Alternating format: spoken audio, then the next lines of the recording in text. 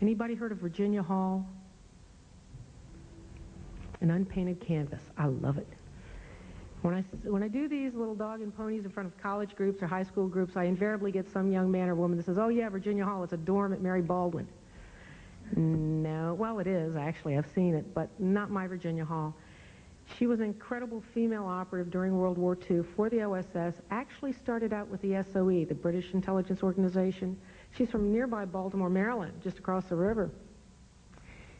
She had a wooden leg. She's known as the famous limping lady of the OSS, which is an odd moniker until you read about her. This woman grew up in the upper strata of Baltimore, went to nice schools, but decided she wanted a career in the Foreign Service. A career in the Foreign Service during the days before World War II didn't get you much beyond that desk. Quite frankly, that was it if you were female. This woman was terribly gifted. She had a command of languages. She was socially placed, so she knew how to behave with a group of people. So she got herself assigned to different posts as a clerk with the American embassies. Actually had a hunting accident where she suffered the loss of her right leg below the knee, so she had to wear a wooden leg. That did not stop her, did not stop her at all. When World War II broke out, she found out that she couldn't get beyond that desk, so what did she do? She went to the Brits and they hired her. And it was the Brits who taught her how to blow up this, that, and the other thing, saboteur, and things like that. She got very good at it. She worked behind the lines for the Brits. She actually earned the Member of the British Empire from the King.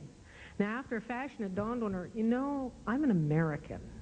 I think I'd like to work for the American Intelligence Service. And by that time, she had a pedigree. And Donovan, yes, come work for me, and I'll put you back behind the lines if that's what you want. And that's exactly what she wanted. Even though she was known in France, had to do with one of the double agents who blew her cover when she was working for the Brits. Where did she ask to go? Back to France. Why? She had a network in place there, people she knew, she worked with, she trusted. She said, I can make great strides on behalf of the Allied cause if you just put me back into France. And of course, people in Washington are going, that's ludicrous. You're not. She says, no, leave me alone with this. I can handle it. Well, one thing about Virginia, very statuesque, very nice bearing. So how did she disguise herself? Walked with a sloop as an old peasant woman. And because she knew French, knew German, she just blended right in. Now the wooden leg, that presented another problem. It did cause her to walk with a discernible limp, but she learned to, slooping, actually pull it along to where you could not tell that that woman in that peasant garb had a wooden leg. So what is she doing in occupied France for the Americans? Well, she's making preparations for D-Day, which, as we know, was one big party there along the Atlantic Wall. One of the first things that happened when the word went out that D-Day was going down was they cut the communication lines. So the Germans were basically stranded. They couldn't communicate with each other. In fact, there's some speculation that Hitler didn't really understand that this was indeed going down in Normandy instead of the Pas-de-Calais until well after D-Day had gotten down. Why? Because Virginia and other operatives working with the French resistance known as the Maquis, which is Corsican for wild underbrush, so that gives you an idea of where these people were coming from, had been doing things like cutting the telegraph line. In the case of Virginia, she actually added to her credibility and currency by learning Morse code. So she became a wireless operator, her own wireless operator. During the day, she'd do things like make goat cheese, and then go into town and sell the goat cheese, all the while listening to what's going on. The Germans are occupying, they're saying things, loose lips sink ships. Very good intelligence operative on the ground. She takes this information back after selling her goat cheese to where she has stashed the radio, and takes the radio, and I've held it, it's, I don't know, 50 pounds, but it's dead weight, and climbs to usually a hayloft or someplace higher elevation, and starts keying information to headquarters London. And it's very important information. So when the Maquis and company cut the lines, people who could do that were invaluable. That's why we were able to communicate with our men and women behind the lines and the ones that were advancing across the fields of Normandy. Now, oddly enough, she had some problems with this leg, but she never let it stop her in terms of what she wanted to do. One of the things she constantly sought was the socks that you put between the stump and the wooden apparatus itself to cushion it. One time she had to hike across the Pyrenees, I believe it was. Yeah. And the stump became very bloody. So she was very concerned about keeping enough of the socks to keep the leg from rubbing against what was left of the stump. So every once and again, she'd have to wire headquarters London for a supply of these things. And after a while, they knew who it was with this rather cryptic, odd message on the other end. It went something like, Cuthbert is giving me trouble, but I can cope. Cuthbert was the code name she gave her leg. So anybody on the other end listening to that would know, oh, it's Virginia Hall, she's having a problem with her amputated leg, send her some of those socks. Ordinarily, that worked just fine. However, there was an instance where we had an unknowing little individual on the other end in London listening to this rather odd message. Cuthbert is giving you trouble. He wires our keys back.